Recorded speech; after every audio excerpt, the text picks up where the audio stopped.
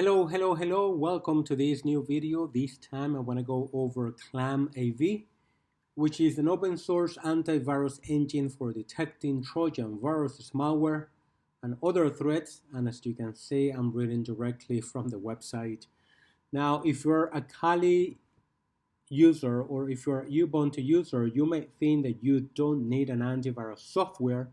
And there is a huge misconception that has been around since forever, thinking that if you have Kali or if you have Ubuntu, which is, like that you don't need an antivirus, and that's wrong.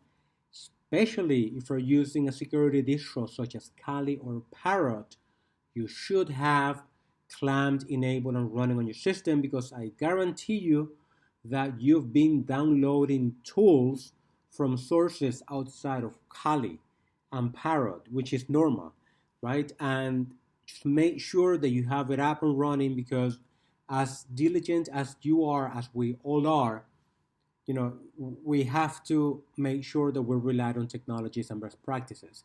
So something to keep in mind is that this is a tool that at one point was acquired by Cisco, still open source, and there are many antivirus vendors that are providing services to Ubuntu, to Linux-based systems, and they all relied on Clam to provide those anti-malware services to the operating system.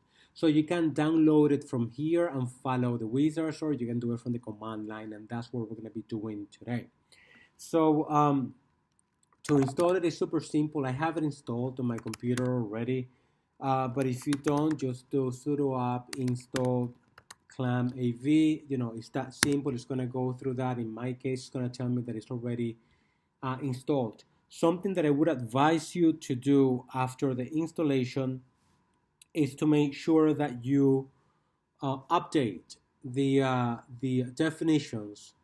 And for that, even after you install it, or if you install it, and right now I should have the most up-to-date definitions because I just installed it. But if you don't use your computer regularly, or if that's something that you don't do on a regular basis, make sure you do it. So in that case, what we need to do, we need to stop the service. So we're going to do sudo systemctl stop, and we're going to do ClamAV fresh clam. And once the service is stopped, we're going to check for the latest definition. So we're going to do sudo fresh clam, and that's going to check for everything. In this case, I just installed it on this test computer for the first time today, and it's going to tell me that the definitions are up to date, so I don't have to worry about it one more time. What I'm going to do, I'm going to restart the service,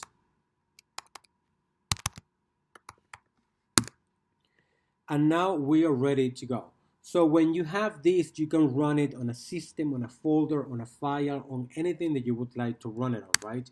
So in my case, for instance, I have this file that I just created for this video, right? If I do cat scan, you're gonna see that it's just gibberish.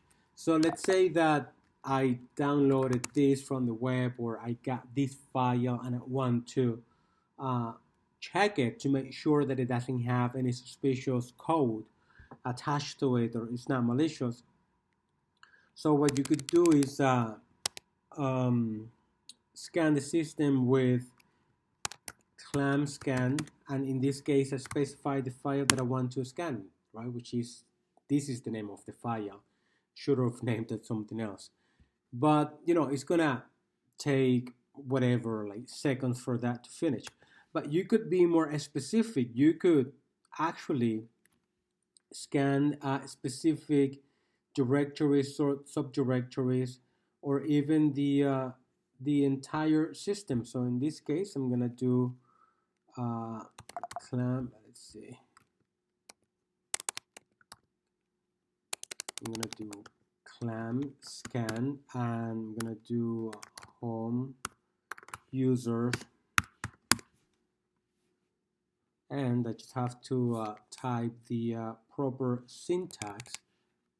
I'm gonna do clam scan -r for recursive, and that's gonna scan everything under users.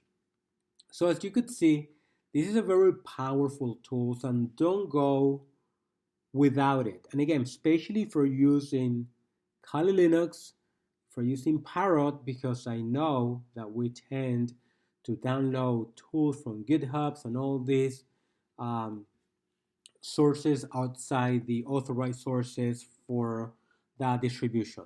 So thank you for watching. I hope this quick video was useful to you.